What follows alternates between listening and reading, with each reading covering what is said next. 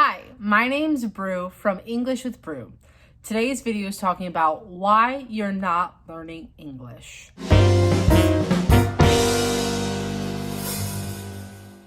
We're going to talk about some problems that you can be facing and some solutions to those problems. Number one, you're not making it fun. Don't make it a chore. Make it into a game. For example, I like to take a post-it note and write down the translation of an object and stick it onto that object. That way, every time I walk by that object, I can say the translation and I can learn as I go. Every once in a while, I'll sit down, I'll take all the post-it notes that I've put throughout the house and I'll rearrange them and put them back into place to see if I've memorized it. If you love music, so start listening to English-speaking music.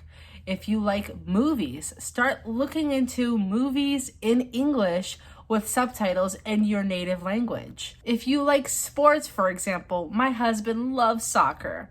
And a great way that he has learned English is by watching his soccer games in English so he can listen to the news broadcasters while they are talking about the game as it's going on, so he can understand what's happening and he can retain the English. Number two, you might not be using the right approach. I would recommend trying multiple approaches to see which one fits better on your learning style. There are audio, visual, reading, apps, programs, and interactive learning. For example, I am a visual learner. I like to see what I am hearing so that I can better understand it. I know that that is not the case for everybody. So trying multiple ways of learning is a good way to see what best suits you. If you like reading more, I suggest finding books at the library about English that you can look into. If you like to listen to audio, I would recommend podcasts about learning English. If you don't feel like any of these ways helps you learn, I recommend being interactive in your real life and going after people who speak English and talking to them on a real level. There are so many programs out there, including this YouTube channel, that you can use that can conform to the way that you like to learn. But don't just try one.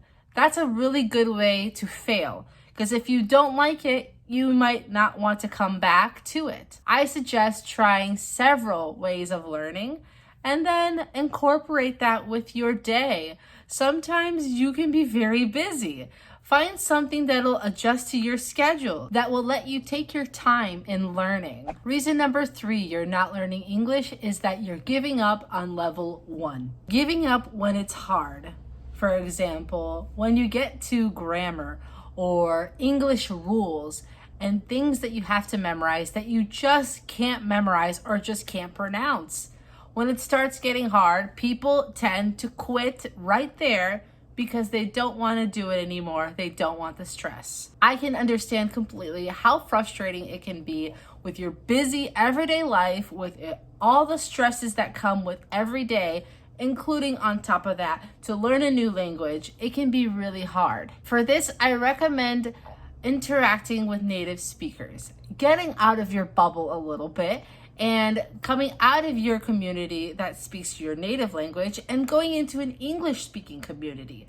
It'll keep you engaged and keep you interested, and it'll help you get through that first level so you can keep going and keep learning. Reason number 4, you're not learning English is your motivation. I want you to stop and think with me for a second. What is your motivation to learn English? Keep your motivation in front of you. For example, why am I learning English? Is it because I'm going to be going into a job that speaks English? Is it because I've met someone that I want to speak English with? Is it because I just want to learn, just for the fun of it? An important way for you to not lose sight of what is important to you is to keep it directly in front of you. So if English is what your goal is, remember why. Consistently remind yourself of why you're doing this, and this goes for anything in life. This is a message for me as well. Number 5, what are the goals that you are setting for yourself? So something that I find really important is to set long-term and short-term goals with a premeditated reward at the very end. So for example, if I am able to, at the end of this month, remember all of my pronouns, I will give myself an ice cream date. Or perhaps I will treat myself to a video or a movie that is in my native language instead of in English. Stuff like this will keep you going and give you prizes at the end of your own accomplishments. And it's a really great way for you to stay interactive and for you to stay involved in your own development and learning. Set daily goals or daily disciplines. Create a time slot every day for you to study just a little bit. It doesn't have to be a thing where you sit down at your desk for a very long time and listen to theory and boring videos and boring podcasts. You can make it fun the way we talked about earlier, and it can be at your own pace. If you only have 5 minutes today, that's fine. At least you got those 5 minutes. If you are able to do an hour today, that's even better. It's important for you to reserve some time during your day and give yourself that discipline to study. Number 6, confidence. This is something that a lot of people struggle with, including myself. So what do I mean by that? It's being aware of how you feel and putting yourself where you want to be and build your confidence to get there. So when you're speaking to people who already speak English, it can be really intimidating and you're scared that you're going to say things wrong.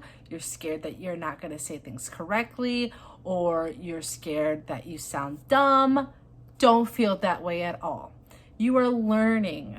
It's going to take a long time for you to feel 100% fluent.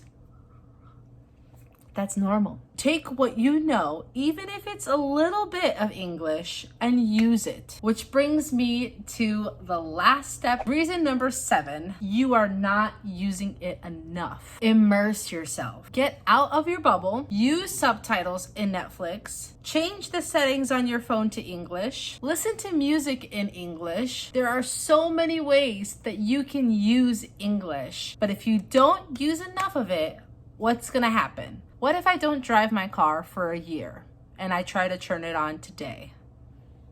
It's gonna break. What if I don't feed my dog? She's gonna die. If you don't use it, it will go away and you will forget. In conclusion, identify your obstacles that are preventing you from learning English or any language, because these rules apply when you're learning any language or anything. Use the solutions that we talked about in this video. You can review this video as much as you want and really look into what you need to work on and start studying. Once again, my name is Bru from English with Bru. You can follow me on my social handles. I have English with Bru on Facebook, English with Bru on Instagram, and that is all. And don't forget, you got this. The last step, which is reason number 5. What if I don't drive? So I should just